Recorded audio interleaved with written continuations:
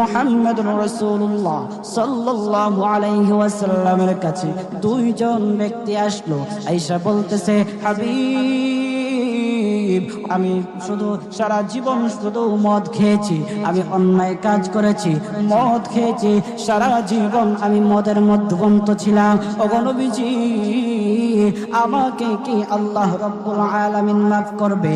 আমাকে কি আল্লাহ রাব্বুল আলামিন মাফ করে দেবে? আরেকজন ব্যক্তি বলতেছে, হাবিব, ওগো সরদার, ওগো আল্লাহর রাসূল, আমি সারাটা জীবন জিনার কাজে কাটাইলাম, নাফরমানি করলাম, অন্যায় কাজ করলাম। হাবিব, আল্লাহ রাব্বুল আলামিন কে আমাকে মাফ করবে? আল্লাহর রাসূল সাল্লাল্লাহু আলাইহি ওয়াসাল্লাম চোখ বন্ধ করে চিন্তায় পড়ে গেলেন, চোখ বন্ধ করে দিলেন।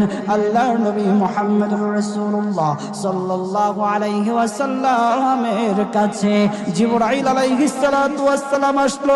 আয়েশা বলতেছে, ইয়া রাসূলুল্লাহ, নবী গো, নবীজি, আল্লাহ রাব্বুল আলামিনের পক্ষ থেকে আপনি সালাম গ্রহণ করুন। ওগো নবীজি, আপনার কাছে যে দুইজন ব্যক্তি এসেছে, আয়েশা বলতেছে, আল্লাহ কি তাদের দুইজনকে মাফ করবে?